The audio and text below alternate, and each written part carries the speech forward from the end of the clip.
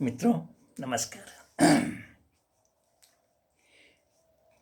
पिछले भाग 16 में हम लोगों ने BNSS 2023 के चैप्टर 5 जो अरेस्ट से संबंधित है उसके सेक्शन 35 पर चर्चा किया था।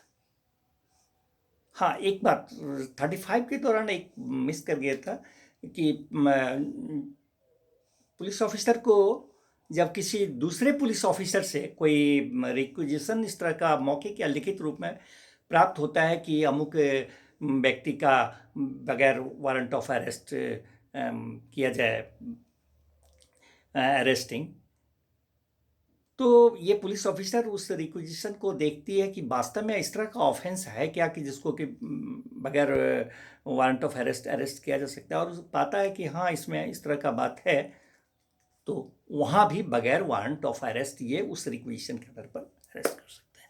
मिस कर गया था सेक्शन 35 के अंतर्गत बगैर वारंट ऑफ अरेस्ट कहाँ कहाँ पुलिस ऑफिसर अरेस्ट कर सकते हैं। जी, तो आज हम लोग उसी अनुक्रम में बात करते हैं BNSS सेक्शन BNS 2023 के सेक्शन 36, 37 और 38 पर। 36 कहती है कि जब पुलिस ऑफिसर किसी को गिरफ्तार करने जाता है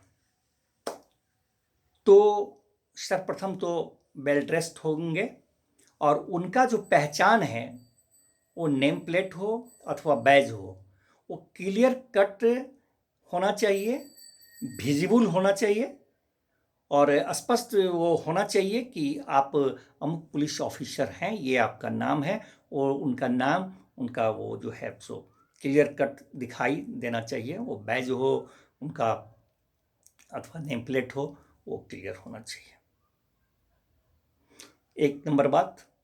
दूसरी बात, जब वो अरेस्ट करते हैं तो वहाँ पर एक मेमोरेंडम ऑफ अरेस्ट, गिरफ्तारी का ज्ञापन तैयार करते हैं उस डेट में और उस टाइम में, उस स्थान पर जहां उस गिरफ्तार व्यक्ति के परिवार का कोई कम से कम एक सदस्य के द्वारा उसे अनुप्रमाणित करवाते हैं उस ज्ञापन को। और दूसरा, उस परिक्षेत्र का कोई भी अगर प्रेस्टिजियस व्यक्ति हैं तो उनसे भी एक अनुप्रमाणित करवाते हैं उस ज्ञापन को। गिरफ्तारी का ज्ञापन जो है मेमोरेंडम ऑफ अरेस्ट, उसको उस डेट और उस टाइम में और स्वयं तो हस्ताक्षर करते ही हैं, एक काउंटर साइन भी उसे कराते हैं, गिरफ्तार व्यक्ति से प्रति हस्ताक्षरित कराते हैं। ये इस बात का प्रमाण होता है कि अमुक ऑफिसर ने अमुक व्यक्ति को अमुक स्थान पर अमुक डेट और टाइम में अमुक लोगों के समक्ष उसे गिरफ्तार किया था। ये उनका कर्तव्य है, ये प्रक्रिया है गिरफ्तारी की। जब उसे गिरफ्तार कर लेते हैं, मान लिया जाए कि उसके परिवार का सदस्य नहीं है, तो उसको वो बताते हैं, ये उनका कर्तव्य है बताना।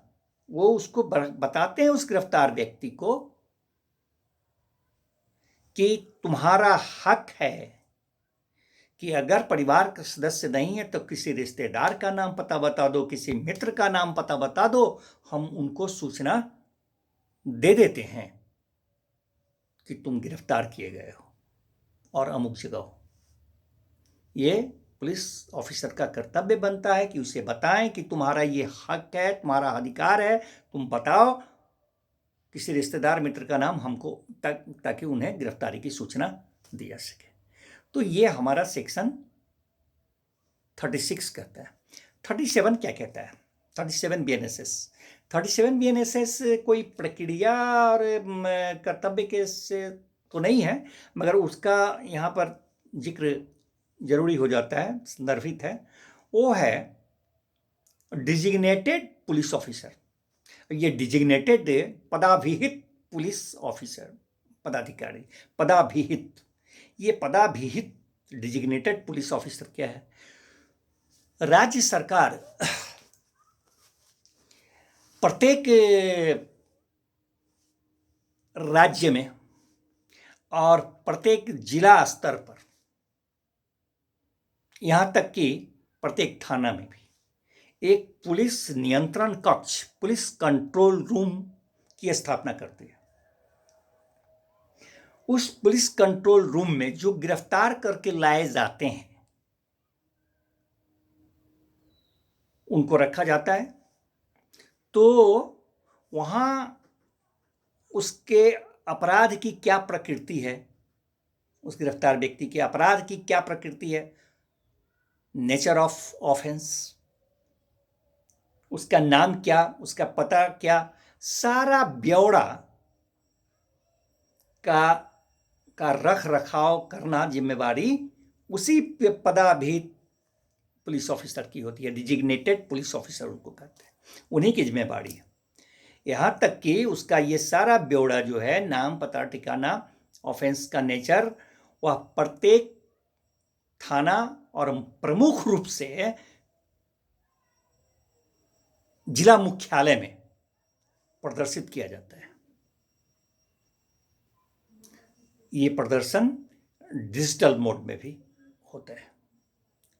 ये है पदाभिहित पुलिस ऑफिसर जिनकी जिम्मेवारी है गिरफ्तार व्यक्ति का नाम, पता, नेचर ऑफ ऑफेंस की जानकारी रखना और उसे प्रत्येक थाना और जिला मुख्यालय में उसे प्रदर्शित करवाना ये उनकी जिम्मेवारी है।